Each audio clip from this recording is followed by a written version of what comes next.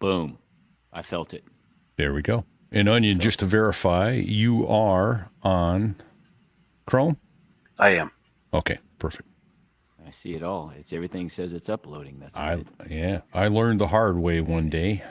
I used a browser that said, "Hey, I'm going to look and act just like Chrome." Ooh. and then it uploaded about 20% of the show and quit. What was that browser? Brave. So I can always stay away. Oh, Yeah. You see, you're always out there on the far edges of technology. Well, I stay there's right that, in the middle. you know. Right in the middle of Yeah, the common. Stay in your lane. Stay in the ejection envelope. Yeah, exactly.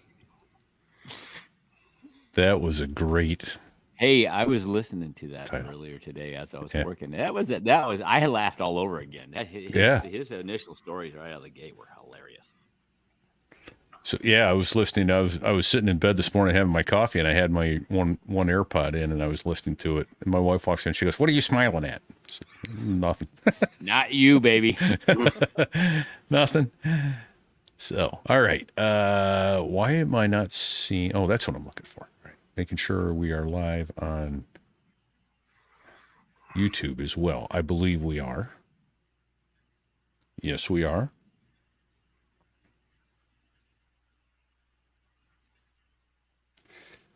I am the only one watching on YouTube. And we're ready. We're ready to go. You lads ready? Yeah, Ready. Let's do it. All right. Quiet, numbskulls, I'm broadcasting. This here is a true story about crossing the pond at night in the world's smallest cockpit on the tanker through the weather. Oh, and to the tanker crew who did that, thanks a lot. We really appreciated that. I'm just kidding. No, I'm not.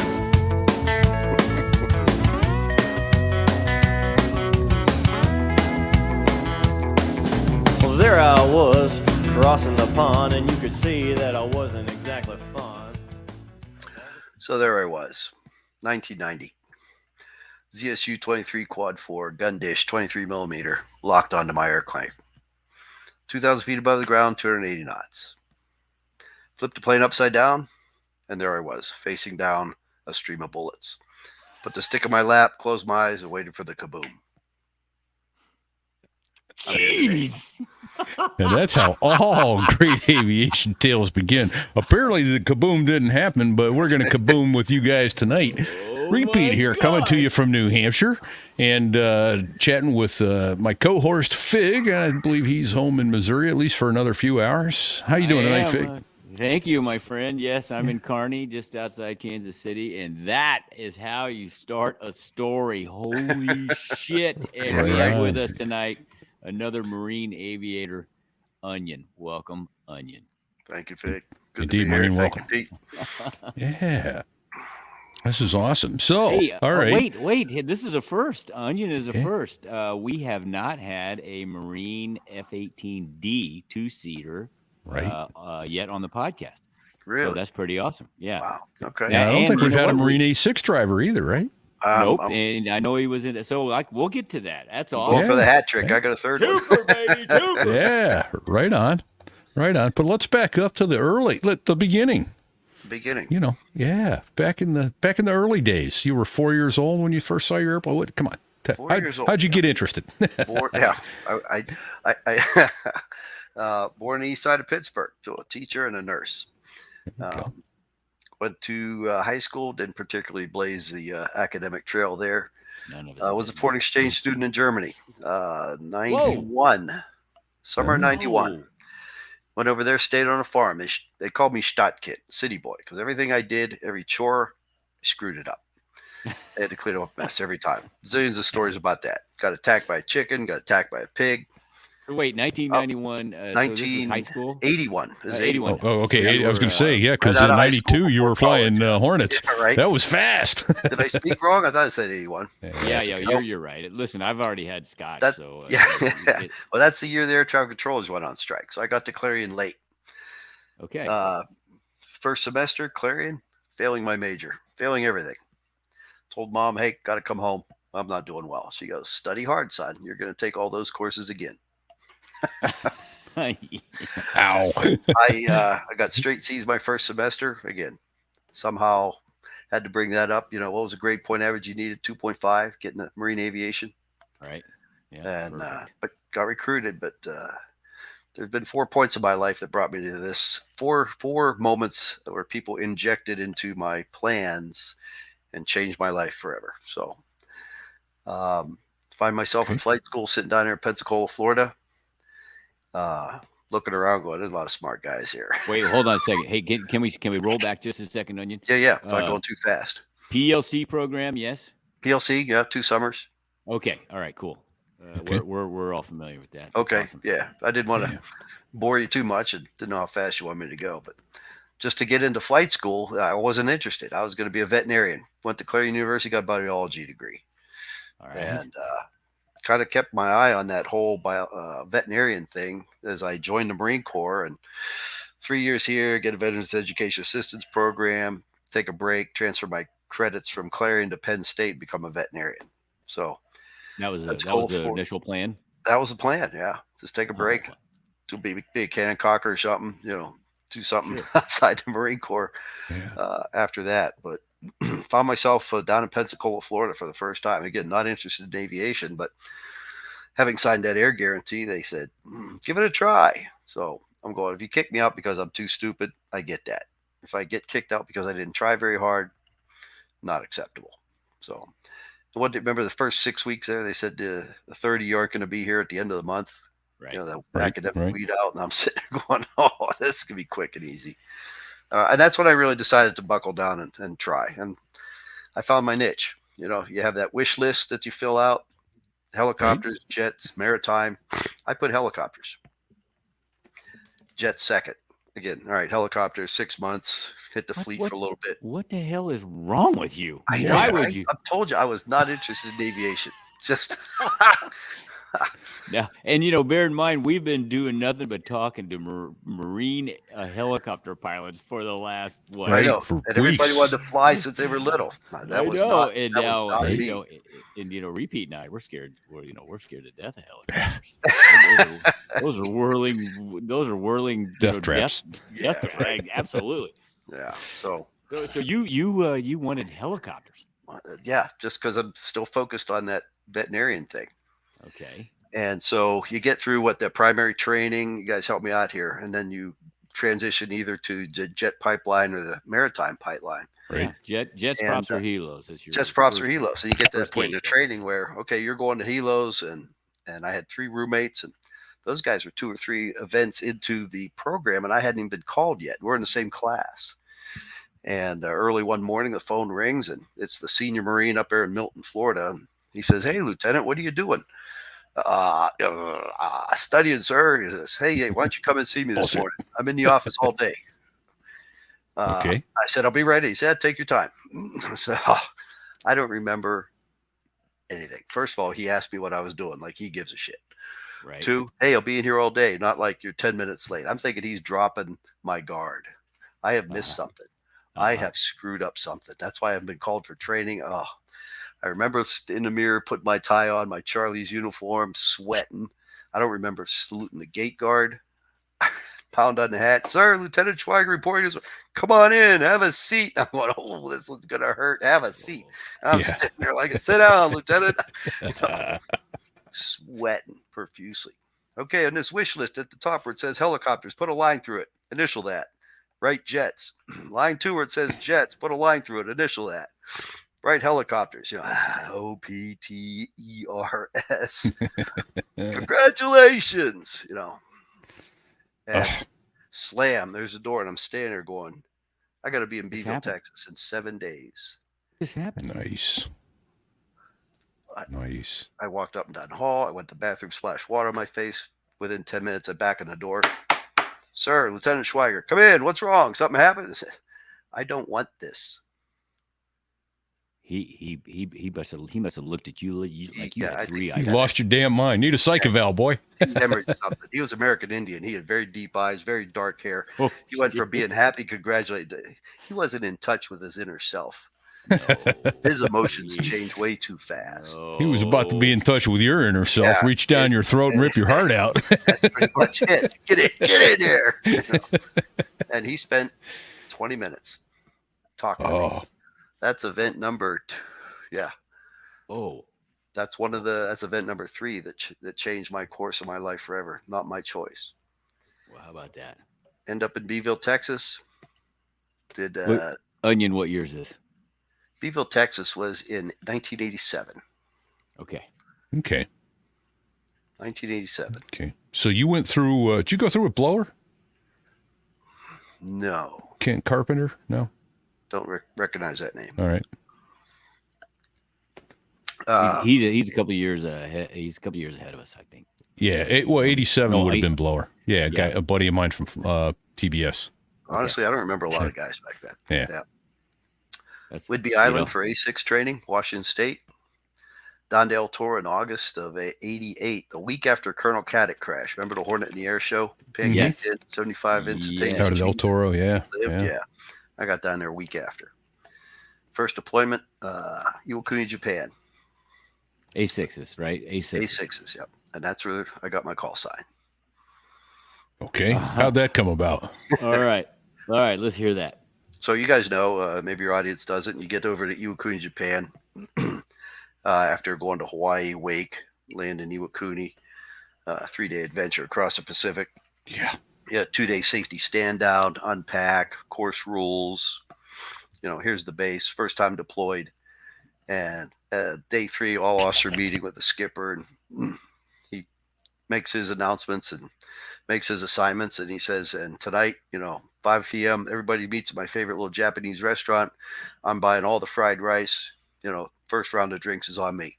Mandatory, everybody. You first timers hook up with a second tour guy and find out where that restaurant is. So there we are. There I was in this restaurant. It sounds kind of like a yin roll.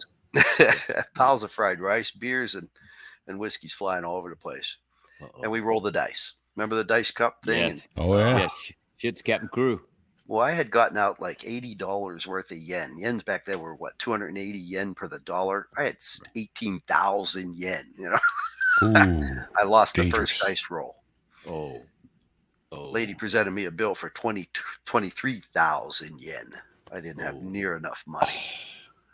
Hell. All right. So I'll take your duty Friday. I'm begging, pleading, give me a loan, Right. And apparently in Japan, when you can't pay your bill, it's a big shame on the waitress. She stands there and has to endure your pain. Yeah. And I'm being boy. teased and harassed and the price is going up and I'm barely there. When she taps me on the shoulder, I spin around and her finger meets my face and says, "You tight like onion." And she disappears with her head down. So I turn around, everybody's doing what Fig was doing. Half the guys are on their knees with tears streaming down their faces. They couldn't breathe. Tight like onion. What the? That's stupid. Many layers, can't squeeze juice out of. And yes. And then that's that's what how the a call call sign's born. Yes. That's it. That is great. You tight like onion. You tight like onion. She was I like crushed. that. Yeah. Okay. Oh, it could've that may been even lot be a show worse, bro. title. You tight like onion. Love it. Absolutely love it. Holy smokes. So that was A6s. Were you you said El Toro. So you were a West Coast A6 guy. Yes, What sir. squadron was that, Onion? What squadron? That was VMA AW 242. Okay. Okay. Which became the D The squadron that you the were second D squadron, yeah. Okay. 121 was the A6 boat squadron. They became the first D squadron on the West Coast. And then you when you deployed, when you Westpacked, it was 242, right? When I met you VMFA. VMFA 121. Oh, it was 92 121. when I met you, yeah. Okay. Yeah, I No. was the only first lieutenant that was picked up to stand up the first D squadron in May of '90. Wow. And Okay. again, that was number 4 of the 4 events I told you that changed my life forever and got me to where I am now. Yeah. Colonel Mugg had selected me to be in that squadron. He was the XO. Him and Colonel Adcott were the ones that were assigned to stand up the new squadron. So he had wanted me, and that's how I got in there above everybody else. That Friday in the club, I wasn't liked. Too many captains were not happy to get picked up. Did he make that announcement at the club that night? No, when they came out with the initial roster, I mean, everybody in the fleet applied to be in the squadron, the first D's to stand up. I mean, they had F4 guys, everybody, A6 guys, and so there were a lot of people, so very qualified people too. I mean, so when I got into the club that Friday, they weren't. How the hell do you rate? What makes you so special, Lieutenant? Oh yeah, well, you know that's coming, bro. Yeah. Yeah, even a blind squirrel, man. Every now and then you walk bass backwards into a good deal. I was bullied. Yeah. So the transit. So did that start? When did the transition start? Was that May of '90? Yeah. Got our first D's May of '90. Holy shit! So and I mean, Saddam Hussein invaded Kuwait in August. So So how long was the transition? How'd that work out? Yeah. Yeah, because exactly.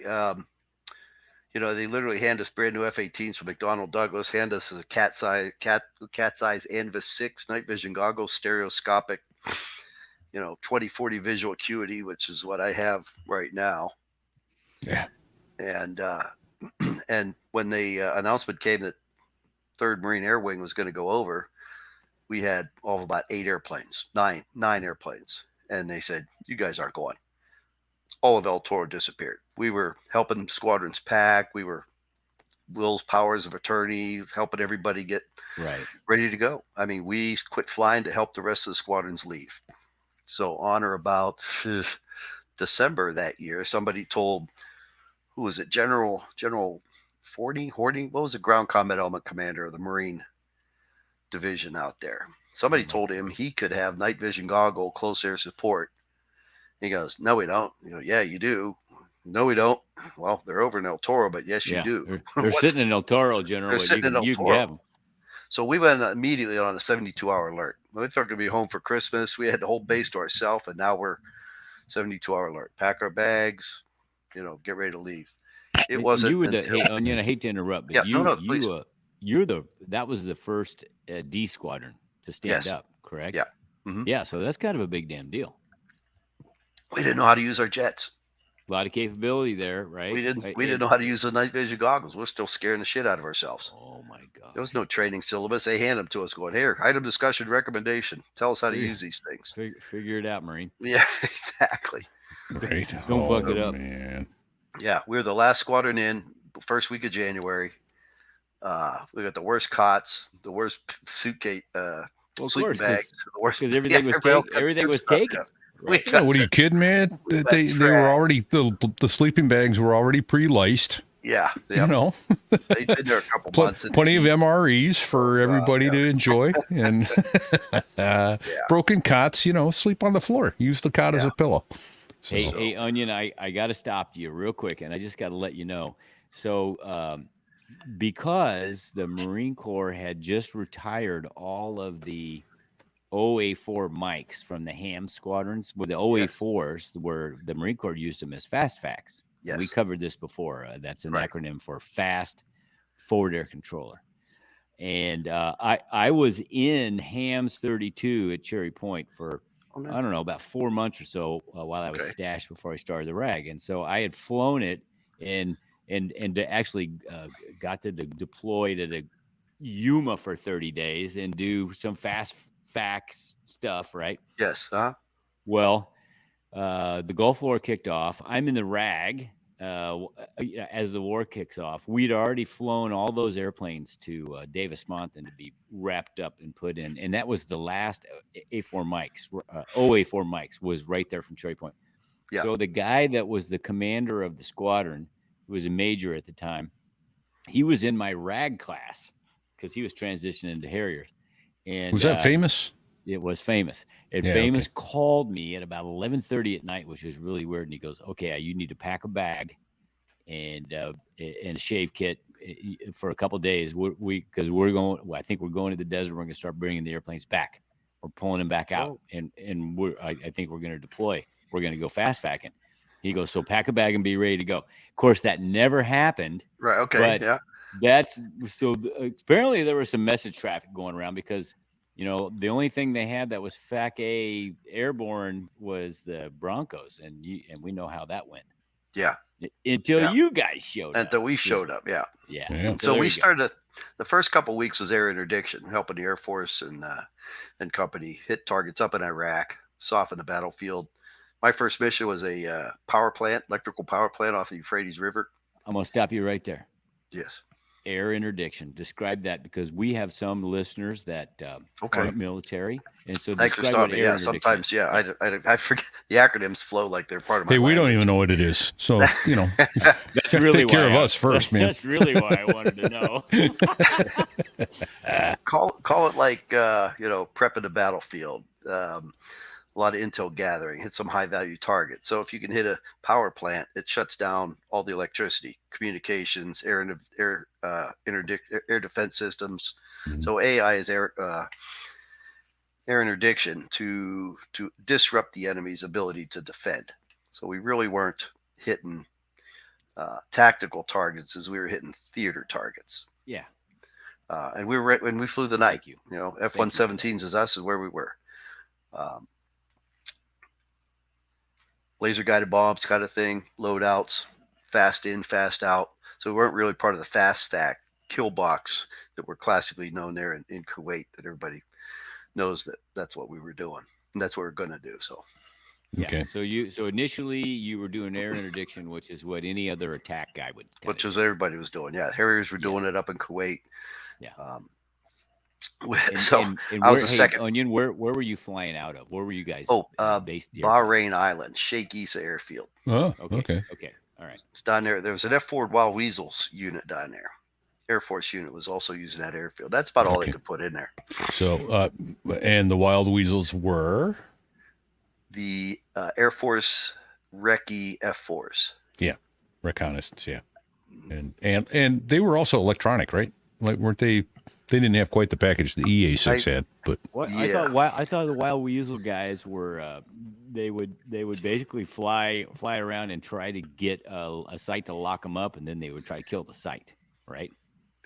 I didn't know any of their tactics. Electronic jamming capabilities. yeah. Okay. I do think they had the very secret. Hush, hush. oh well, that's old airplane. No, I thought the Wild Weasel mission was literally try to kill the dishes. We lock hit you up and then hit you with a Shrike missile or something like that. Yeah. Put a Shrike right down your radar nose. It was a kind of a hazardous job, but they were fast, and that's what they That's they what were very fast. Yeah. So Awesome. not until All a right. week after did we start into the kill box thing. A week after the air war started, then you started the kill box. Yeah, then we focused on Kuwait. Can you describe that? Can you describe? You said the kill box thing. I know what you mean, and so does Repeat. But can you kind of describe that for the average non-military? Yeah. How did it all kick off, and why did you wind up in a kill box? And it sounds like it wasn't fun. It was so it was with fun. with the Army and the Air Force kind of taking the Iraqi theater. The Marines were using Marine assets for what the Marines were going to do, and CNN told everybody the Marines were going to come in amphibously from the Gulf. The division was down south in Saudi Arabia, and so they took Kuwait and made a checkerboard out of it. And these are 25-mile square designated on our maps, and then we called them kill boxes. So we would go up and patrol a kill box, get intelligence. Short story is you learn these kill boxes like your backyard as a kid. You knew where all the turds were, you know all the holes were, you know where the roots were, you knew where to play football, where you could dive and slide, and where you're going to hit by a rock. We learned these things by heart. So when you go up there at night, you go, "Oh, that's new. Let's see where that leads to. Oh, look at that. He's buried himself." And so it was our job to pry him out of there with whatever rock eye or 500 pounders we had available. We carried Okay. typically white Willie Pete rockets, white phosphorus 4-inch rockets that were 4 to a pod. We carried 2 Mhm. pods, self protect Sidewinder missiles, and 2 drop tanks. And we would be up in these kill boxes for half an hour patrolling. If there was nothing happening, we'd call to the TAC, Tactical Air Command and Okay. Control Center in the Marine Corps, and we'd move over to another kill box. And this is the way they deconflicted all the other airplanes up in Kuwait. So that we owned the kill boxes, they could keep planes from coming in. The AWACS knew where we were. Awesome. So this was kind of airfield separation so that we wouldn't have friendly fire or overlapping efforts. And the Willie Pete rockets were specifically for marking targets for other aircraft. Correct. Yeah. is So that we would correct? find a Are those big them target. there? I'm trying to share them on the screen. That's it. There it Or- is. Yeah, okay, that's exactly it. You can see those at night. You can see a big white cloud during the day, but they would burn like tinkers on the ground. So even an aircraft without night vision goggles and no other sensors available, the pilot with his own own eyeballs could see these tinkers on the ground. Yeah. And so once we and launched let's- this thing, Let's back Go up ahead. because in 1990, you having night vision goggles, you were pretty unique. The Harriers didn't. nobody did. Yeah, nobody did. You guys were leading edge technology kind of stuff. Yeah. Because it And was about 92. Was it 513? Were they the first ones to stand up in Harriers? Somewhere out west. It was either 513 or 214. Yeah, or 311. Yeah. And to your audience, these night vision goggles would take the starlight that reflected off the desert or the road and enter the glass. You didn't even need the moonlight. They were pretty good. Okay. And they were stereoscopic. And if you look through a toilet paper tube, that's our field of view. It was very narrow, very small. So you had no peripheral. So at night, you could be, that plane would rotate around your neck and your head would be still. You had no horizon. I mean, that Hornet could like this and your head hadn't moved yet because you're focusing on. So we had to do what we called the Stevie Wonder and build that artificial horizon by bouncing our heads back and forth. Yeah. So the back okay. seater always wanted to see his pilot having the head back and forth. So you had spatial awareness. What, being a safety officer, I was always concerned with this. Tell me what, because I don't know. Fig, did you ever fly with goggles in the Harrier?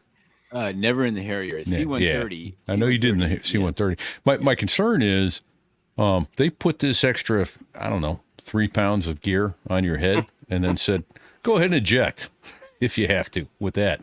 Not Was their there concern. anything addressed where you to rip them off? What was the plan?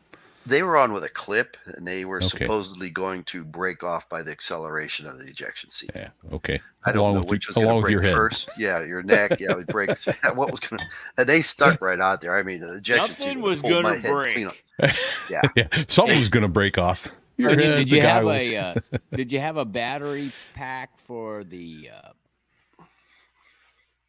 tubes on the back of the helmet with a counterweight or No, the batteries were built into the block, and the lenses sat up high, but the glass came down in front of us. All right. Was there a counterweight required no so that you counterweight, didn't no. feel the? No, Oh. that was Was it kind right there. of was it kind of nose heavy? It was. Ah, Yeah, shit. where they gave us custom helmets that fit a lot tighter than the ones you had. I mean, they put Yeah. these helmets on us that shaped our noggin, so the lumps in my head kind of held the helmet into place.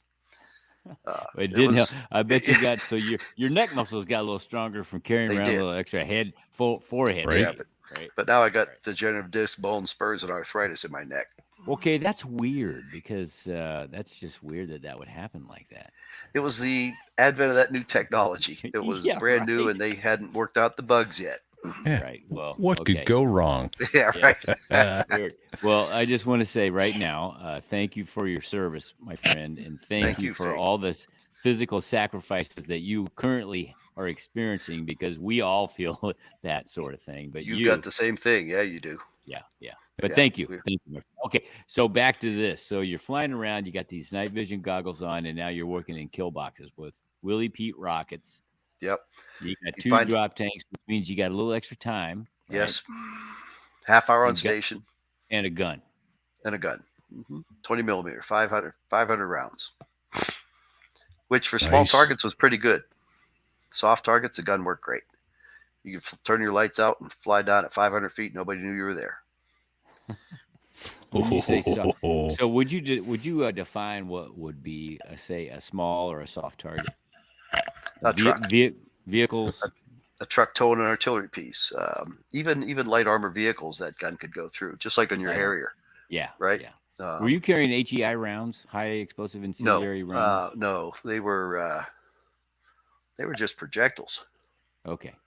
Okay. If you don't mind, I don't have No. a loaded one, but Yeah. As far as we know, it's not loaded. Oh, there you go. So that's the brass that it came that's out. 20 millimeter That's pretty brass. Yeah, electronically fired. Where's my camera? There it Well, is. there you go. good. Now for those listening on the podcast, which is where the vast majority are, it's about an inch across in diameter and probably 5 inches long. It's just the shell that held the powder. Just the case, yeah. And then and how much was the round? Was that a depleted uranium round? Yeah, depleted uranium. It extended another 2 inches. Yeah. So it's probably about 3/4 pound worth of Yeah, projectile it was a heavy thing. Yeah, going down yeah. range. And so the Hornet had a Gatling gun, right? Like a 5 6 barrel barrels. or 6 barrels. Okay, Six, and so you 1 second pull would equal a shit ton of lead going downrange. 100 rounds a second. You had 5 seconds worth of bullets. Yeah. Yeah, it And- was a A lot of stream. hate going yeah. downrange, man. You didn't have to squeeze it very Oh, long. yeah. You either hit it or miss it. So don't Yeah. don't button mash on that thing. Yeah. And I imagine it was much like the Harrier. Wherever you put that little green dot that was in your HUD is where that round was going to hit. Yeah. Yeah, It was a yeah, death something dot. like Yeah. that. Yeah, death dot. That's what we call it too. All right. Thank you. Okay, so you're working kill boxes now after the first push, and you are supporting Marines. Yes. The ground war hadn't started yet. We're softening up the battlefield. Backseater would talk to the who sent in the airplanes. You checked in as a Harrier with attack, and attack would roll you to the fast vac, right?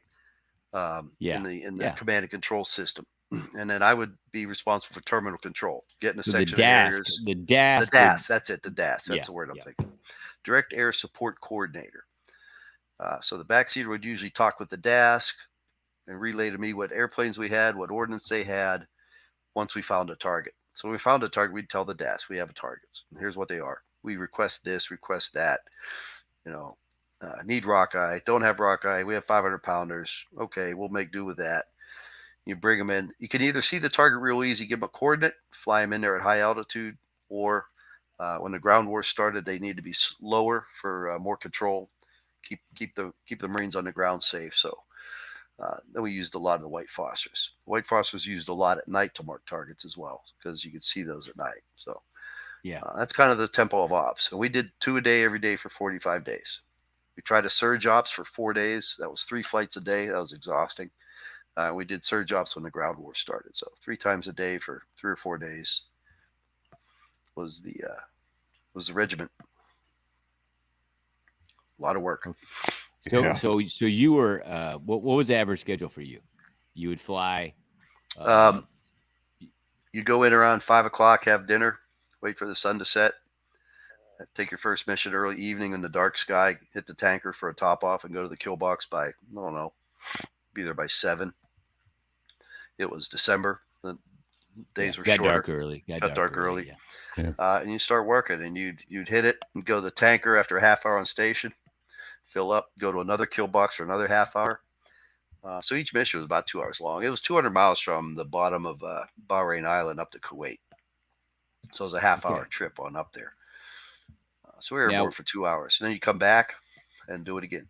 Were you so you say come back and do it again? So you come back, land, take a nap, get some food, fly the next mission 2, 3, 4 o'clock in the morning, whatever the head you're doing.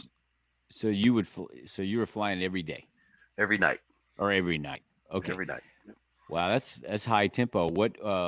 Yeah. How many airplanes in your squadron? 12. And that was pretty standard for a fighter squadron. Right? Yes. Yep. Yeah. Isn't that the same for the Harriers? I think it's the same. No, well, we had 20. Yeah. Good grief. Yeah. Back in the day, I know, right? Well, light attack. We're gonna take a lot. We're gonna take a lot of casualty. Okay, so let me ask you this. Hang on, who's banging? I don't see you banging your mic, so someone's hitting a mic though. I'm hearing sliding or It's Or Onion. banging. He's Is my doing arms something. flapping? I don't know. I don't know. He's No, gotta be I don't know doing what it something. is. I got my Probably hand. me, but I'm gonna No, blame I'm it not on seeing any It's got- hands or anything touching the Blame mic, it but on I'm. Onion no matter My what. mic's up Yeah. here. Yeah, I know it. But I'm hearing like sliding and equipment banging. So let's just be conscientious of that. Sorry to break the Quite all Let me right. make sure. The my momentum. daughter's not slinging the dog. around. yeah, right. No, there's Right. nobody out here. All right. Okay. Actually, my sound gate is probably taking it out, but I just wanted the people to be aware of it. Sorry. Listen, the sound gate. Yeah, right. Is taking care of it. Yeah. Okay, so here's a off the wall, and that's not really off the wall. So we had 12 guys in the squadron, 12 airplanes, 12 airplanes, 12 airplanes, 12 airplane squadron. 26 pilots? officers. So 13. How many pilots? How many pilots? 13, How many? About 13 or 14 pilots, I think. Yeah. And then the Equal same number of amount backseaters. of. So did you call your backseaters Wizzos or Rios? Wizzo, yeah. or- Weapons Wizzo. sensor operator. Yeah. Okay, and They had those two-hand guys. controls. Did they come from F4s or A6s? Were they brand new guys? What was their background? All the above. Yeah. Mostly F4. The first squadron we stood up wanted to have a wide base of knowledge. So we had F4 backseaters for the fighter role. We had A6 BNs for the tactical air to ground role. Oh, nice. As the years moved on, we started getting new guys coming in. Okay. But yeah, mostly F4s and A6s were the Wizzos.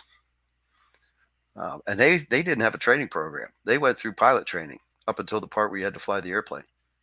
And via VMFA T101 there in El Toro had a 2-seat F-18 with a stick and a throttle in the back that they would teach new pilots with. So the 2-seaters in a rag, the guy was sitting in the back, the Wizzo would. So he learned the HOTAS, hands-on throttle and stick system. We get these Okay. brand new F-18s. They got 2 hand controllers, one that fits the left and one that fits the right. So for the first time, these guys are having to use a different set of controls. Oh boy. Yeah, and so it was a big learning curve. And like I said, we didn't know how to use these airplanes with special weapons, the night vision goggles back in the summer of 1990. Yeah. We're still figuring these things out So just to be when we got just called to be over. completely clear, the Wizzo in the rear cockpit had 0 flight controls. Zero All he flight had controls. was sensors and. He could flap his arms. They didn't work real well. Yeah. All right. Thank you. Nice. So So he had a voice actuated pilot. Right. He wanted to go somewhere. He just had to command it like Siri. We were the old modern day Siri. Yeah. Voice actuated autopilot. Love it. Oh, all right. So I have previous knowledge of a story, and I don't want to get too. Okay, that's it there. Big, you Whatever having you're any doing kind of there. knowledge. Yeah. Hold That on. wasn't hold me. on. That That wasn't was me. it. This was me. Oh, readjusted. okay. All right. These All things right. are No worries. dreadfully uncomfortable. Yeah, sorry. I'll get new gear. Sorry. I'll try to keep that down. No, Pete, that's fine. No worries. So the story that you relayed to me in a few weeks ago when you and I saw each other in ops, and just for our listeners' pleasure, Onion and I have a history. We got history. We go back to a Westpac deployment in 1992. That's where we met. Yes. Right. And Off and and on in the I'll- years since. yeah, and so we've been on a parallel track ever since. However, when I saw you a couple of weeks ago, and we had this conversation, just a chance conversation. Mhm. This is so bizarre. Talk about a small world. Oh, I tell know, you right? what. So I told Onion about the interview we had just done with Vapor, who's out today, whose Yeah. video or his audio started today. Yep, we're recording this on July 6th, and it'll be about 2 weeks or so before this comes out. But yeah, So when I was telling Vapor Story Onion. hasn't come out yet. Onion, no, it's out. Oh. no, It's out it came out today. Vapor Story Okay. came out This will to July dovetail 6th. nicely, though. This will dovetail real nicely. Oh my Yeah, gosh! absolutely. Yeah. In fact, And you so- know what? Let's do this. Let's tease it. Come back and hear the coincidence that is Fig telling the Vapor story to Onion in flight operations as soon as we get back from this. In the hustle and bustle of modern life, finding the time and energy to cook a delicious and nutritious home-cooked meal can be a challenge. Enter HelloFresh, a game changer in the culinary scene that I've had the pleasure of trying. My wife loves it because they do all the meal planning and the shopping for the correct ingredients and provide ready-to-prepare meals right to your door. Now, 2 nights a week, we eat a great home-cooked meal without the hassle of planning and preparing a menu and shopping for the exact ingredients. One of the first things that struck me about HelloFresh is the incredible variety of food choices available. The options span multiple cuisines, dietary preferences, and creativity levels, making every mealtime an exciting culinary adventure. Whether you're craving Italian pasta, Asian stir-fry, or a classic American burger, there's a good chance you'll find it on their menu. And with their commitment to high-quality ingredients, you can be confident that you're refueling your body with the best. When it comes to preparation, HelloFresh truly shines. Each meal kit arrives with pre-portioned ingredients, eliminating the need for measuring and reducing waste. This also means less time spent preparing and more time savoring the delicious results. Furthermore, each kit provides suggestions for adjusting the flavors to your taste, empowering you to personalize each dish. But what truly sets HelloFresh apart is the easy-to-follow recipe cards. Detailed yet simple instructions transform cooking into a stress-free, enjoyable process, accompanied by clear, step-by-step photos. These recipe cards make the cooking process almost foolproof. Yes, even I did it without a mistake. Regardless of your kitchen experience, these guides instill a sense of confidence that you're on the right track every step of the way. In essence, HelloFresh strikes a perfect balance between convenience and gourmet cooking. It brings the joy of preparing and consuming a wide range of delicious meals right into your kitchen with minimal fuss and maximum satisfaction. Whether you're a seasoned home cook looking for new inspirations or a busy professional wanting a quick yet wholesome meal, HelloFresh could be the fresh breath of culinary air you've been looking for.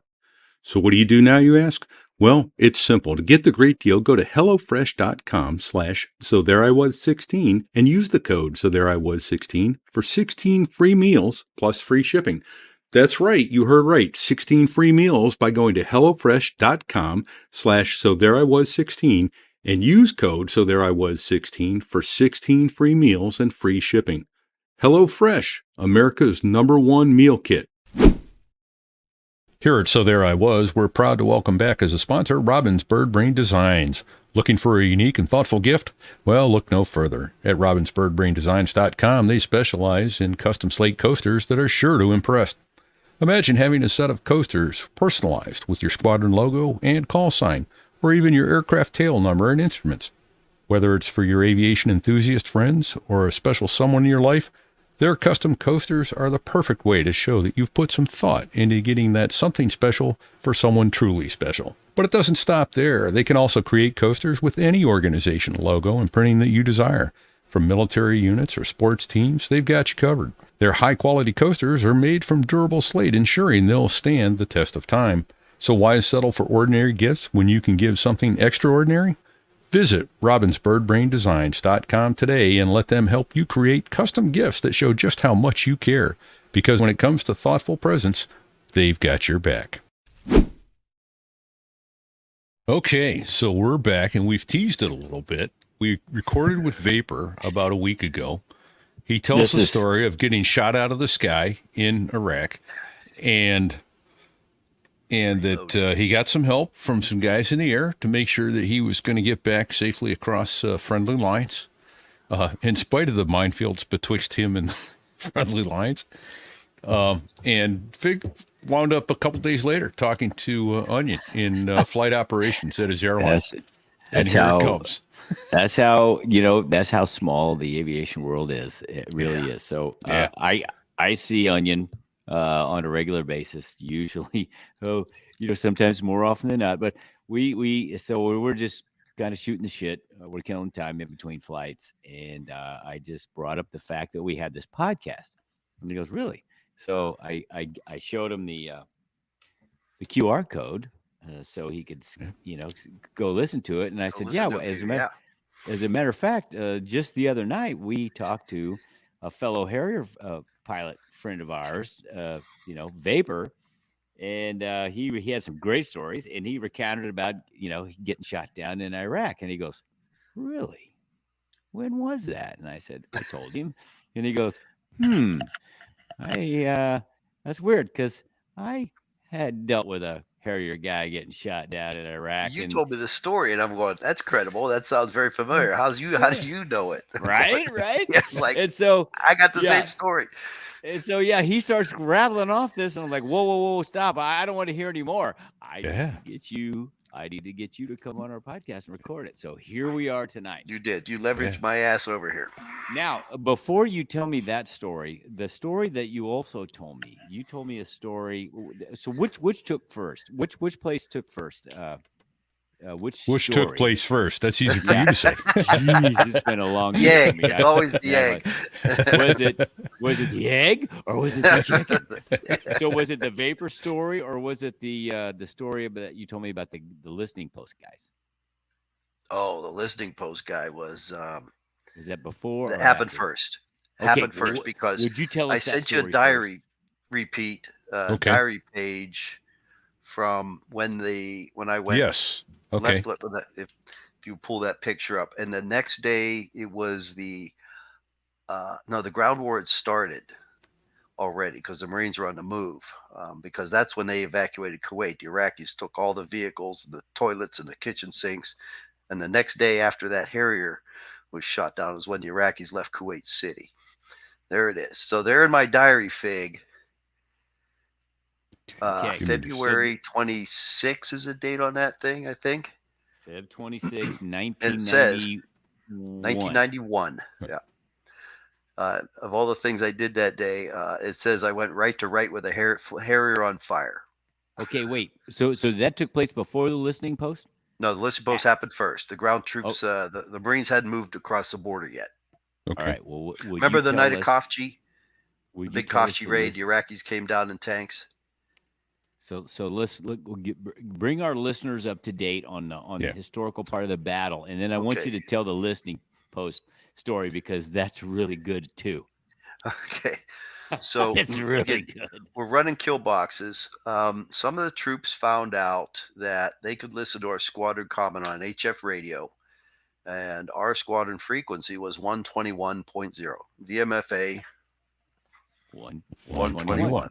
Yeah. 121.0 is squadron common. So we talk to each other in various kill boxes or when we're working together or just quiet night. And the night the Khafji raid happened, the famous Khafji raid, the Iraqis came in a big surprise attack into, I think, Saudi Arabia territory. They took over the town of Khafji. At the same time, they did a couple other maneuvers with tanks and armored personnel carriers across the southern border of Kuwait into Saudi Arabia, and there was a Marine lookout post, kind of a forward guard, if you will, usually accompanied a corporal in a jeep and a couple of lance corporals and a radio, and they would sit there at night just making sure there were no surprises. If I remember correctly, I was on my way up to the tanker when we were hearing all this chatter on the radios about the Iraqis on the move. And so we still had to hit the tanker and top off. So we're gathering kind of intel. We end up going to our kill box.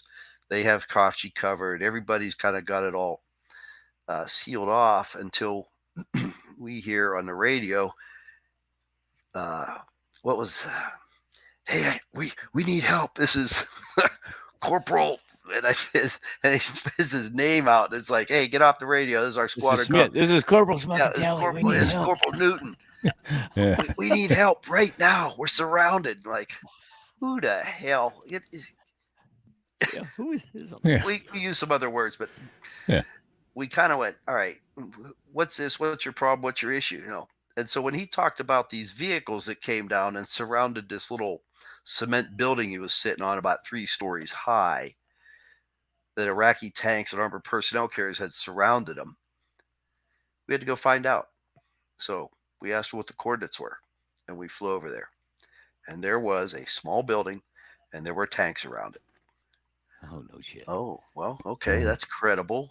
Where are you? We're in the building. I think they might come upstairs and find us. He's whispering in the radio. Who's they? These are Iraqis. they're out of their so the Iraqis are out of their tanks, stretching after a long drive and enjoying some cool, fresh night air, and they're milling around these tanks outside.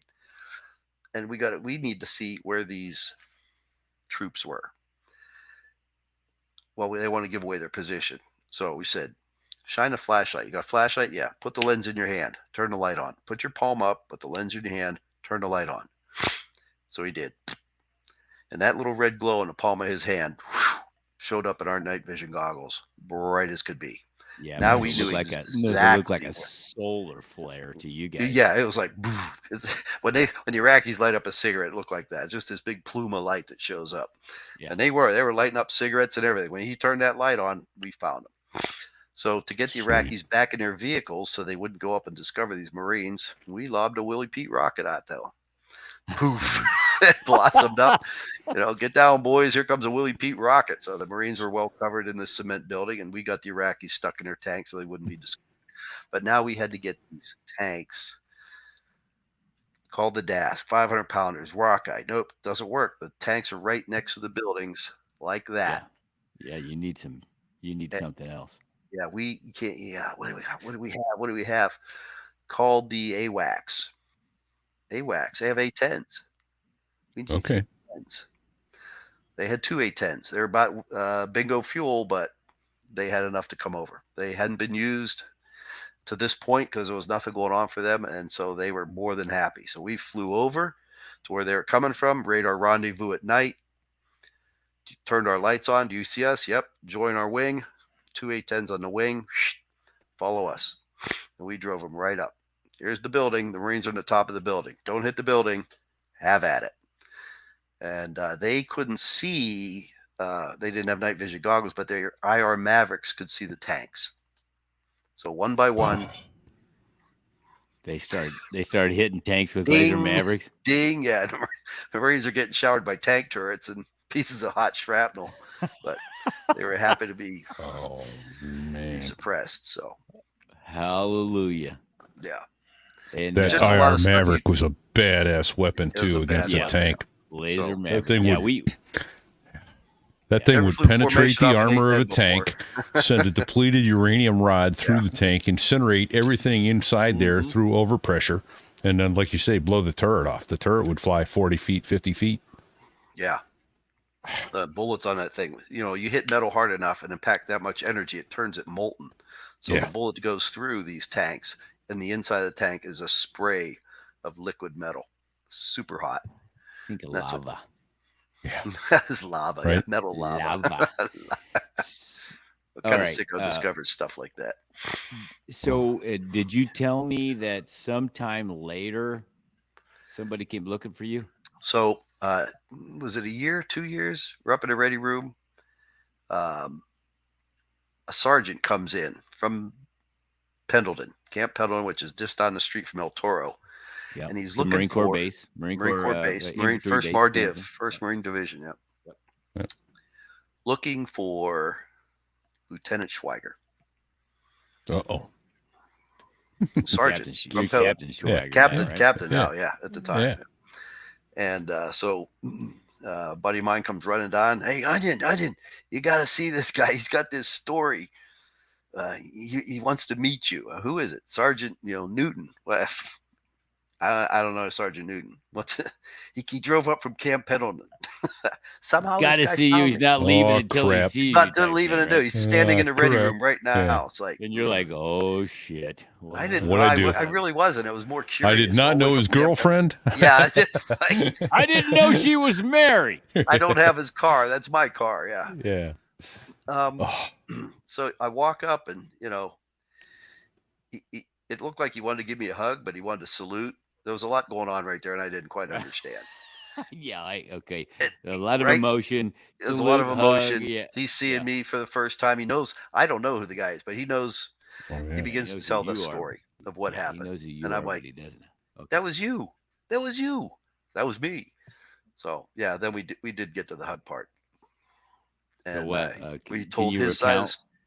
Yeah, please recount his side. Yeah, of the story. he was. They were panicked. It was him and a lance corporal. They were completely panicked. surrounded by tanks. Literally, you hear he talks about hearing the rumble and the engine, the diesel engines, and they can't see anything. And suddenly these vehicles come out of the dark and park right next to the building. The Iraqis step out. They're walking around talking and smoking, and he is just terrified. He's way outnumbered. And he's calling back to the division or the battalion he's worked for, going, "Hey, what do you have? Where, it's going to be a few minutes before we get a group together." What their quick reaction force just wasn't up to speed to do an Iraqi tank. So, are you kidding me? Their QRF just wasn't ready. Yeah. So they were left alone. So they thought, well, let's call an F-18 since we've been listening to them for a couple of months. The poor man's back on the ground. Yeah. They were eavesdropping on you guys just to kill the time, right? To kill the time. Listen to air battle going on. Listen to these. Save their damn lives. These Marine officers prepping the battlefield they're going to be running across. So one night they just used, resourceful Marines. We did stuff over there we never trained for. And a Marine that has the initiative and the knowledge and just being Marines, they'll make it work. And I think the delay was us really couldn't believe it was him. That's a great story. Yeah. Thank you. I love that. I love that story. That is awesome. Yeah. Well, and it could have been somebody else. I actually heard a story recently and I tried to get the guy to come on and he bagged off on us, but he was over in Afghanistan and they were trying to get him to drop and he wouldn't drop, and they're trying to get him to drop and he wouldn't drop. And it turned out that he was actually the guy that was trying to get him to release a weapon onto a political rival in another building. So yeah, they had, again, being resourceful, but this is Afghani, obviously, worlds and decades apart. But you can have a family feud and everybody's shooting at each other, but when an American shows up, they're all going to shoot at them. Yeah. Well, okay, so that was, I don't know what date that was, but that preceded when you met Vapor going the other way in a Fireball. Yeah, you met Vapor on the radio one night. I wasn't the one on scene until, Vapor was talking to somebody else. So tell us how your day went until that happened. Okay. Yeah, how'd you get there from here? Yeah. I want to give a shout out to our deceased friend Ross Scannio. He was the F-18 pilot that was with Vape on his wing. Okay. Ross did a lot of good work for disabled veterans, kind of a Wounded Warriors thing. He was a stunt pilot. Here's to Ross. God bless you. Here's to Ross. Ross, meets a. Bro. Cheers. The word went out to the DASC, launch a SAR, AV-8B, Mayday, Mayday. I've been hit. Coming in from Kuwait, heading south. Ross, I forget who Meat was flying with. Unimportant. Hang on, I might have it. Keep going. And he is joined on this Harrier that got hit by a man-portable. Cronin? SA-7. Cronin? Assassin? Yeah. Could be. Yeah. Major Cronin. That's it. Because I told Vapor that we were going to have you on, and he's going, Scannio or Cronin? Okay. And I said, no, another guy. But, he was there that night with you. Yeah. He probably didn't see me. I'm sure he didn't hear me because, again, 121-0, our squadron common is who I was talking with, Meat. Yeah. We need help. He's in trouble. He's been hit. Come off the tanker. We pour on the coals, and we are the speed of heat, trying to get to this Harrier because we think. Can you define speed of heat for our listeners? Speed of heat. It's the speed at which jet fuel burns, and it's accelerated out the tailpipe. It's fast. So you're leaning back on the seat. You got your left foot on the throttle, and you're standing. Left foot. Yeah, I'm doing a stand. I'm doing a back arch. Putting everything I can. Ramping downhill. Bend those throttles forward. There's a 19-foot flame coming out of the back of the afterburner. All the hair I had on my head got blown off. That's how I'm bald now. Yes, sir. All right, thank you. And came off at 15,000 feet from the tanker. Meat says, "Hey, we're here at 8,000 descending. We're at 200 knots. Harrier's gliding. He's dead sticking. Oh, he's still airborne. Okay. He's still in the airplane. Okay. And so backseater picks it up on the radar. Flight of 2. I pull on pure pursuit, which means I'm going to meet these two airplanes nose to nose. And so as we start 10 miles, 5 miles, 2 miles, I look up and there's this cloud coming across the sky. It's like, and there at the end of that cloud is a Black cloud. Harrier with fire from the wing root back. I mean, he's engulfed. Yeah. And it was like,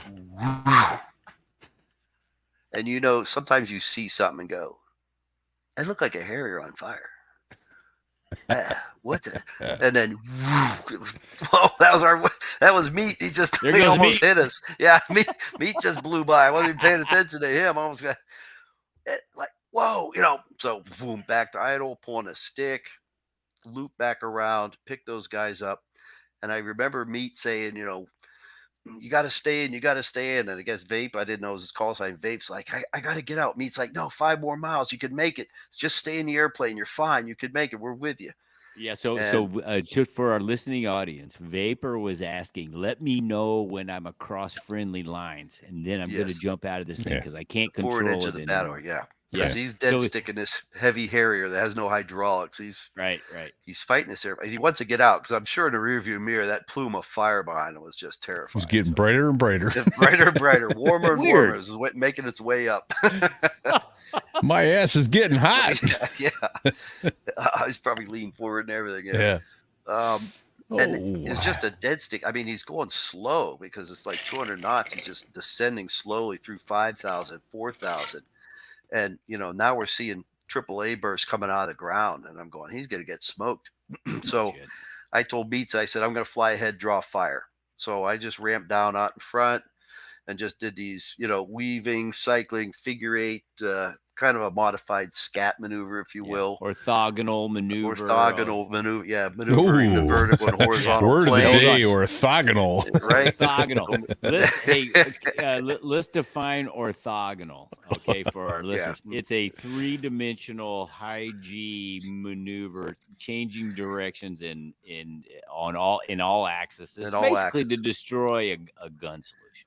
Yeah, so when they shoot the bullet at you, you're changing direction. So Yeah. again, we're at 300 knots, but our downrange travel is stopped because G'ing and back and forth and up and down. And Mitza calls his altitude out so that we don't actually run up into this Harrier from behind. So we just staying down low, drawing fire. And finally, he says, like Vape says, I can't hold it. I can't hold it. And the plane actually flips upside down, or at least rotates. As I turn back around, looking back at him, and he ejects what appeared to me, again, that F-18 where I was looking could be very different, but it looks like he ejected toward the ground. Well, that's pretty much I what think he happened. described that. Yeah. That's pretty Yeah, much he how was- he described it. He was inverted, He looking was up inverted? at the desert, going, Okay. "Oh shit!" Yeah, again, you know, Yeah. with the sand and the horizon, it just doesn't exist very well out there, and you just don't know where you are when you're Right. looking back and Yeah. under. dizzy Said he had his conditions. head tilted back 12 degrees and couldn't figure out why he was looking at his feet after he pulled Yeah. the handle. Oh, yeah, God. And boom, Right, there it goes. right. There, nose dove in. There's a chute that comes out, and it's like, oh boy, we're on Sea Commanders. So we head back to the tanker because we know this is going to be a little while. Meat stays on site. I hear Vape say, "You guys are going to stay with us, right?" He's asking Meat to stay with him. Do you have any ordnance left on board at We this were point? full of Willie Pete. Yeah. Okay. We just came on white phosphorus rockets. Okay. Is all we had. So really not a lot to defend them with. But they had the ground war had started, so the Marines were on the move. And Vape made it. I mean, he crossed the forward edge of the battle area and was in friendly area. However, the Iraqis were not pushed out completely.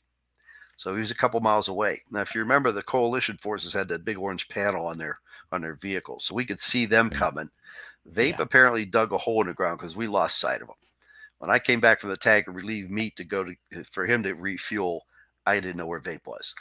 We had a waypoint coordinate, and we just orbited around. Anything that was going to come near that thing, we were going to shoot at it. That's all we Ripping had. the Couldn't zipper see him. handles off his flight suit to get lower to the ground, you know? Yeah. Right. So Yeah, I don't he know was what his down low. version of the story was then, but He said we couldn't something see about him. going into a trench line and staying low, and that boy go ahead. disappeared. We couldn't find him. Yeah. He gone. Yeah, go. then he found some engineer tape, so he made it safely through the minefield in spite of his best efforts.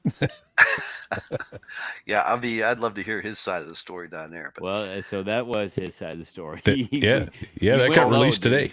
we He called got it in bird some dog. kind of trench line, and he worked his way around, and then he came out, and then there was Nice. concertina wire, and he figured, okay, that's ours. And then he got through that, and then he found tape. Well, first he knew he was in a minefield, and then he said something. Yeah, and he's like, "Oh crap! There's all this dirt's all been disturbed. I'm not in a good place." He actually saw the little prongs of the anti-personnel mine, but he found the engineer's tape, and he got himself to Yeah. at least to a safe spot. Yeah, and the Yeah. Marines then came and picked him up at gunpoint. Yeah. Yeah. What a coincidence, though. How, I'm relaying that story to you that was told to me by Vapor, and then you're like, yeah, I was right there. I know that. He passed me going left to left. Yeah. Yeah. So, what I hope our listeners grasp from this is, it is truly a small world. Small When you Marine come- Corps when you- aviation when you're world. talking in Marine Corps aviation, it is so small. Yeah. Marine tight aviation friendship. is It's a tight friendship. it is Yeah. indeed. It's tight. Do you have any other Gulf War stories you want to tell? Well, do you want me to pick up where I left off with the so there I was? Absolutely. There you Yes, go. I Let's close do. that loop.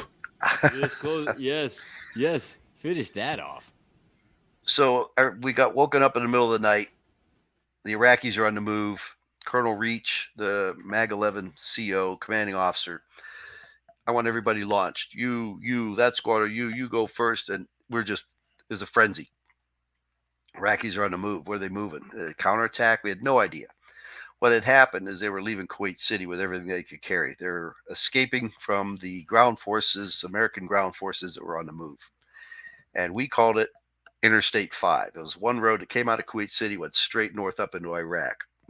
And an A6 came back from a deep air mission up in Iraq and discovered all these vehicles driving down the road. Buses, trucks, cars, going So they north call out it of Highway Kuwait to City. Hell. Highway to Hell. We called it the I-5 massacre because El Toro was on Interstate 5 in California. Right, Okay. Right. Yes. And so MAG 11 was on scene. But I think the Air Force told CNN that they did that. But Sure, they did. I didn't see any Air Force. Yeah. So with Whatever. us being the FAC airborne, we were to control all these airplanes that come in. When it came to be my turn, we arrived and we were bombing vehicles and they were driving around and we'd bomb either side. They would try to drive around. And so it was getting wider and wider, this wasteland across the desert of vehicles and Iraqi soldiers trying to leave. The AAA there was incredible. It was immense. It was daunting. How we survived it, I don't know, because we had to be down low to mark these targets, to call This is airplanes daytime, on. correct? This is daytime. Yeah, Yeah. by the time I got on there, it was the morning. Okay. So they were being hammered at night by the A6s.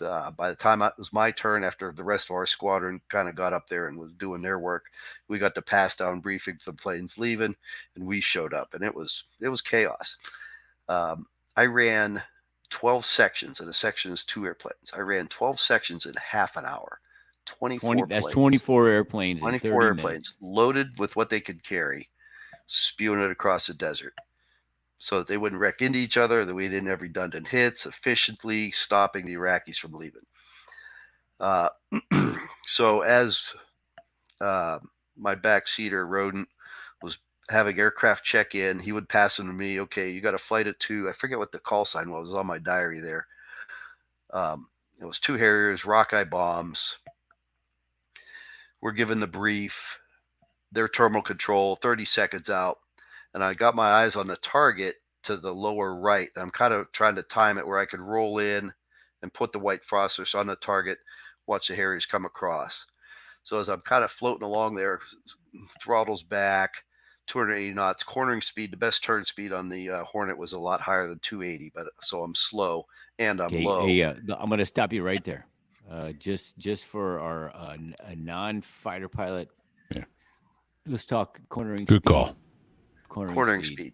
Don't want to say anything that I'm not supposed to say. Quartering speed. Well, is the it's speed that you that's the can same in a round Cessna first 150. Okay. You know, it's the same thing in any aircraft. Cornering speed. Quartering speed is the speed where you get your best turn rate, the most degrees per second in a turn.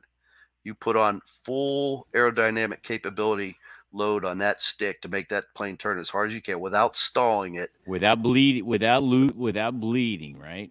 Well, you can bleed too. That's But- turn It's your best energy turn, best sustained cornering, sustained. Yes, cornering best turn. sustained pitch rate. Yes, it may not be the cornering. tightest turn you can make, but it's the Yeah. most degrees per second at the speed. Thank you. Okay. I'm below that, so I'm not going to get What? the performance You're I below need. that, Oh. which is I'm below and, that.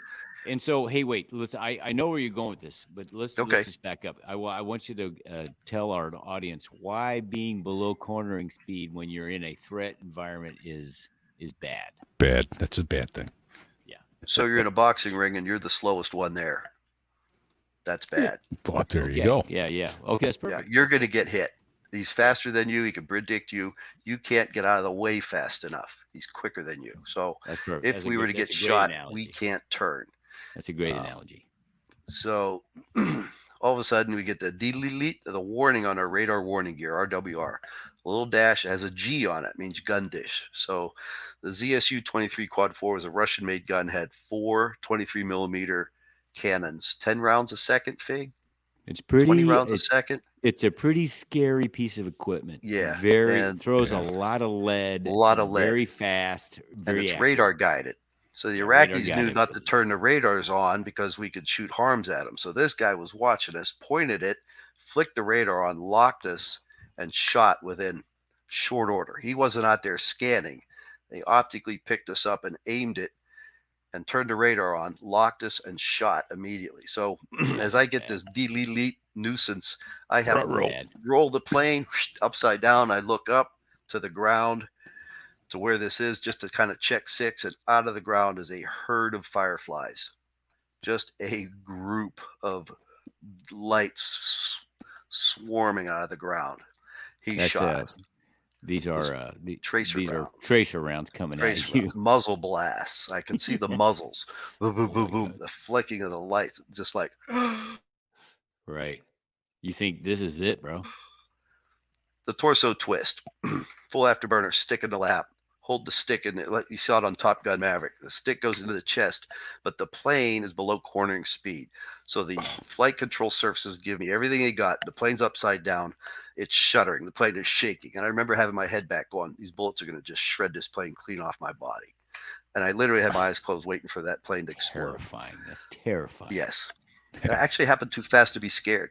Well, I'm sure you I weren't had gotten scared at the time. You were like, you're just reacting, but I am terrified. Listen to this fucking like- story right now. Yeah, I had I'm nothing to play for the next terrified. 3 seconds to save my ass. I know. I mean, So after a few seconds of, hey, I'm still here, unload the stick, and there's brown. It's just brown.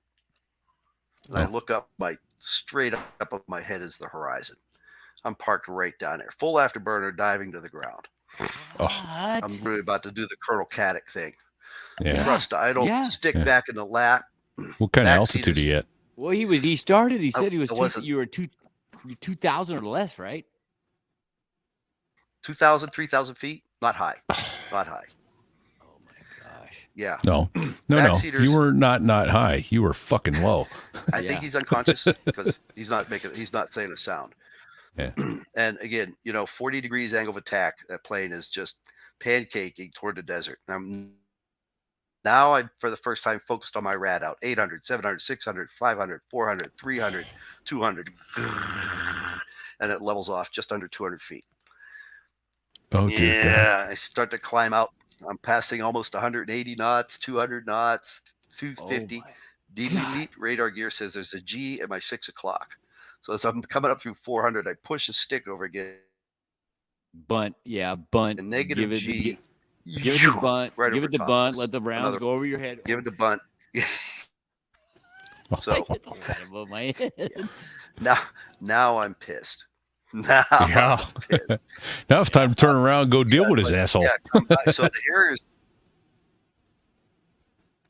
Now, if past the target going, yeah, no mark, I'm going new target. Got a fresh one for you. Nice. Maxie was like, no, we're not going to sword fight with this guy. Mark it, leave him alone. I said, no, he must die. No, this is personal now. We had a discussion. He wasn't happy. That was but- intense. So I gotta back up. Just a second. Because I mean my palms are sweating. I guess I gotta wipe them on my pants. All right. So Oof. you get the gun dish on the basically forward quarter on the nose. And you fade it roll inverted Yep, to get out of plane quickly.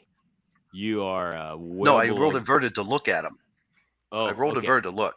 The Okay. radar picked me up, and I don't see anything. Okay, so I rolled just- inverted so I could get a field of view of the ground. Yeah. This all happens real quick. Yeah. You ended up doing basically an Immelman. I mean, a Cuban 8, half Cuban 8. I mean, I think it was more of a. I think I didn't go all the way vertical. That when I pulled, by the time I rolled out, I was probably more at a 60-degree nose down, so that Okay. when I looked up, I could see the horizon. I didn't go split S-ing. Okay. It was a so pull, an upright, and here comes I'm zorching to the ground. I'm guessing if that wasn't that incredible flight characteristics of that Hornet, we wouldn't be true having this statement. conversation. Yeah. And then No doubt. can I assume? I'm just going to make an assumption. You tell me if I'm wrong. That when you opened your eyes and you saw brown and you pulled back, at that point you stepped on the throttles with your left foot and pushed as hard as you could. And arched your back. The nice thing about the Hornet, there Yeah, goes the damn I back know. arch again. Yeah, I know. Yeah. The nice I thing know. about the Hornet, and maybe a lot of people don't know, is that the pilot was only one of the voting members of the at the table. The flight control system took in input from all sorts of sources, and it would not let you stall the airplane. You'd go max performance. The computer would give you this way out leading that's edge, a trailing beautiful edge thing. flaps, and it wouldn't stall. You could put that stick in your lap and continue to control that airplane through its flight envelope because you were still having airflow over the wings. It wouldn't stall. So Yeah, you could that's just pretty say, awesome, "Give me man. everything you got," and that plane just muscled through That's- it. It is a magic airplane. Any other airplane, you stall, the nose drops, story ends there. Yeah. Well, I'm glad it worked out Holy- that way for you, Onion. Otherwise, we'd never be having this conversation. Number one, Nope. and number two, we never would have met. Will you hear? Yeah. Yeah. Well, you Harrier boys took care of that ZSU 23-4 for us. I ran Bird Dog again, nice and a little bit faster now. I'm up above 300 knots, waiting for that gun dish to pick me up. Still at 2,000 feet. Harrier's on the way in. Diddly-lit. He picked me up, rolled, watched. He shot, and this time instead of pulling to the ground, I pulled laterally out of the way, rotated back around 180 degrees, put the nose on, planted a quick white phosphorus rocket there, adjusted from the Willie Pete, and you Harrier guys came in and covered them up with little tiny bomblets, about 275 of them. Yeah. Jeez. Yeah. Hand grenades. Only funner. Little payback for fucking with our buddy Onion. That's right. Yeah. You tight like onion. You tied like Onion. Oh my gosh. Well, thank you for that. That's awesome. All right. What have we missed? But What have that's we a young missed? man's What have sport. It is a Yeah. young man's Yeah, sport. it I is. can't imagine doing that today. I I might couldn't. not walk for a week if I did the stuff Yeah, I I'd be in did traction. Yeah. 30 years ago. I probably wouldn't walk Yeah. for a week. Yeah. And I'm in pretty good shape, and I'm not lying. I'm in good shape. But Oh. what if I did the shit that we did back then? I don't know that I could walk tomorrow. I Really? got two sons that remind me how far below my peak I am. Yeah. Listen, that fighter pilot stuff is a young man's sport. My, It really is. hmm Yeah, magic airplanes. They took good care Yeah. of us, but yeah, it was not for the weak. Yeah. My best days of flying are behind me. Yeah. All right. So, Onion, you said 4 people. 4 people changed your life's course. Did we cover all 4? Yeah, I'd like to say I'm a self-made man, but there were 4 people that interfered So- with my great plan. All right, so I First one, obviously, my counted. parents. When I told them counted was your. gonna- I counted your parents, and then I counted Okay. the. I counted the. Hold on a second. Senior Marine who made you go Jets. Made you Yeah. go Jets, right? The Native American that made you Yeah. go. Yeah, they gave you the. And then really got- Colonel Mugg, the XO that it's stood up like the they got you to the F-18. F-18. So where's the fourth? The fourth one is in primary flight training. There were 3 subjects: navigation, aerodynamics, and engineering. Remember engineering? Oh, How an airplane flies. Remember those 3 Aerodynamics. courses you had to take? aerodynamics engineering. yeah. Aerodynamics, engineering, Yeah. aerodynamics.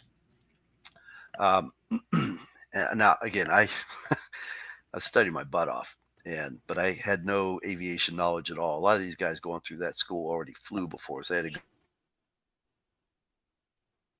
good idea. So I went to the aerodynamics test. I got a C on the midterm, and I failed the final. You're guaranteed gone. You failed the test.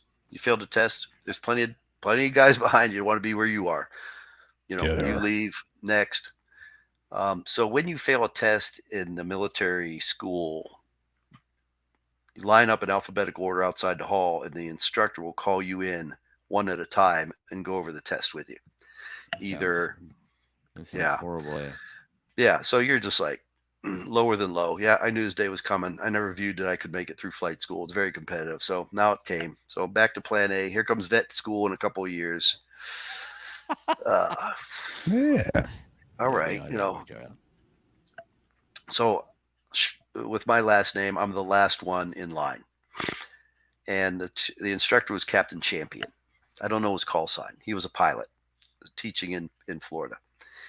And we sit down at the test. Okay, Lieutenant, question number 3. Read the question to me, and you pick C. I said, well, all the answers are wrong, but C's the closest one. He's like, no, there's a correct answer on it. All right, let's move on to question 10. Same thing. We did 4 or 5 questions. You read he says, where are you getting? Okay, finally I was frustrated and nothing. Okay, look, the calculation for aerodynamic drag is this. If you say we're doing, and I drew out this problem, and he, what the hell is that? Right. I didn't teach that. I go, well, that I know. That's why all your answers are wrong. But that's the equation you use. Okay, Lieutenant, let's pretend something for Oh. a second. If I teach you that the world is flat and the oceans are pouring off the edge, and I write a test question, what shape is the world? Square, rectangular, oval, or flat? What's the right answer? Flat, sir, but flat's the right answer. Why? Because I taught it in class. Oh, for fuck's sake! So question number 32, you answered A. You even raised your hand in class about this question. What did I teach you in class? Well, D. Yeah, I told you were all screwed up in class there, Yeah, Captain. you told me Yeah, D's exactly. the right answer, but that's D's not the the right right answer. answer. Yeah, right. You know the right answer, but you chose A. You know more about this shit than I do. That's why we review the test. What are you doing for lunch? You're taking the test again. Taking another test, I think, sir. another Test again. Quit being smart, you dumbass. Yeah, quit being smart. Just do what I taught in class. So go get a Coke, get a Snickers bar. Meet me here in 15 minutes. I got to go Right. get permission to Dude. retest you. Yeah, Saved me. that sounds- Changed my life forever. Hey. Captain Champion. Quit being a dumbass, smart guy, and Yeah. just take well. the test. You take the test. Yeah, I know. That's it. Wow. Well, thank you, because you know what? That's life lesson number 1. Amen. Yeah, And, and, right. you know, we all recognize that. Well, when I say we all us naval aviators that went through that bullshit. I mean, you had to play the game, and there were guys. Listen, man, you know this as well as I do. There are guys that are so smart, that are smarter than the people that are teaching it. And, Yeah. and they know the right answer. Like you, and they had to dumb it down so they could pass the test. That's the test. Yeah, right. When did I ever have to do that? When did anybody? I never knew that was a What is thing. Well, it's military. You got to dumb it down to the lowest common denominator. Come on, bro. Yeah. There's I know- Navy I know guys. There's now. Navy guys. I know Hey, now. there's Navy guys involved in this, so you got to I know, really right? I was all 22 slow years down old, so- for those guys. Yeah, right. Yeah. Onion, So thank you. I listen. Listen. We've had a bunch of your time. We're coming up on an hour and a half of your time. Yeah. is it already? Look at that. Yeah. I know. And listen, what first of all, repeat Semper Fi, my friend. Yeah, Thank you man. for serving our country and serving our country in the United States Marine Corps as an aviator. Is there anything that we're leaving out that you want to talk about? Because No, holy that's- shit, you've already talked about some awesome stuff. Yeah, There's yeah. a whole lifetime of stuff, but Well, then we'll have to have you back. Well, Plain and simple. yeah, I got a whole photo album here. There of you my go. career in the Marine Corps and stuff I Well, did as a kid that brought me to so- this place here. I've already asked him offline, repeat, if he'd ever had his hand on the ejection handle, and he said he actually never had his hand on the ejection handle. Then he started telling me about this gun dish story. And Right. I'm like, I never Right. grabbed the Holy handle. Couldn't grab the handle. You were too busy yanking on the damn stick, hoping you Yeah, weren't going to hit he the didn't have desert a floor. free hand. Holy he had one hand on the throttle and one Yeah. hand on the stick. How could Yeah. you reach for the ejection Yeah, handle? well, Well, I can't grab. It's the a good ejection thing handle. that your Wizzo G-locked, or he might have inadvertently punched you out, right? Because he Yeah, G-locked in yeah, that, I mean, he- correct? Yeah, He yeah, G-locked. He might have pulled the handle. At yeah. that. How many G's do you think you were pulling in that scoop? Oh, there wasn't much because we didn't have the speed. Yeah. Okay. No, it was angle of attack limited. But it Full was alpha. totally. Okay. You went from totally being relaxed to totally max performing the airplane, Yeah. which is if you're not ready for G's, that can surprise Oh, you. 4 G's will lock you if you're not ready. Especially Yeah, if for you're a not ready. guy for a guy that's not at the controls and doesn't know what's about to happen. He can't. Yeah, prep he for probably it. had his head down, checking in the next section, and I'm You- terminal control, and he's all of a sudden. You may have pinned his helmet to Oh, the yeah. headrest of that radar. No, Right. I put his face in his own Bang, lap. zoom, boom. Yeah. Yeah. Absolutely. Oh. All right. All right, well, do this for us. Do this for us, Onion. If we've triggered some thoughts, make some bullets of some other things that happened on missions, funny shit. Hey, let's ask real quick. Marine Corps Officer Candidate School. You went there twice. Yes. What's the Dumbass. funniest thing? What's the funniest? Yeah, you That's dumbass. 3 feet. Yeah, I know. What's the funniest thing you saw? I've already proven I'm not the real adept, the brightest bulb in the tree. Yeah. Because we've heard funniest some thing, say it again, funny you broke shit up. from Officer Candidate Yeah. School. Boot training, but recruit training or Marine Corps Officer. What's the funniest shit you saw? God. Put you on the spot. I know I put you on the spot, but come on, we all got a story. Everybody's got a story from Holy OCS. smokes. I know they you told- got one. They told candidate semen not to be a waste of sperm. They had some kid that was doing a hippity dippity on one of the obstacle courses because he was afraid to climb the wall or something. I mean, every day was the funniest thing in boot camp was the drill instructors. Those guys Yes. are Oh, absolutely hilarious. absolutely. The shit they say. Right? Oh, I that, know, that's right? They make And Dave I'd like to- Chappelle I'd and like to Jerry laugh. Seinfeld look like amateurs. It's a stand-up they hit a comedy one-liner. hour 24/7 when you're at Officer Yeah. Candidate School or Yeah. boot camp. I mean, they'd Yeah. say something and they'd look at me and I'd be over there laughing. I got in trouble for laughing all the time. I mean, Right. I was miserable. And you had to but be careful. They'd say You had to be some shit. careful I'd because start the laughing. shit was funny. Wipe that smile off your Hilarious. face. I can't, Sergeant Instructor. Yeah. There you go. Yeah. All right. Choke yourself. Not with my hands. Not with my Yeah. hand, no nuts. Not my yeah. All right. Well, I'll tell you what. Then it is time. Let's land this plane for now. But, right. geez, Onion, thank you for your service. That was fun, Pete. Semper Fi, Marine. Oh, Semper yeah. Fi, God sir. bless you. Appreciate Thank you, it. guys. I enjoyed I, it. Yeah. I take back most of the bad shit I said about you. Don't take it back. Most of it, Anyway, hey, we got a couple other thank yous we need to send out there. Fig, who's the guy we thank every week, but it's important because he helped us get here.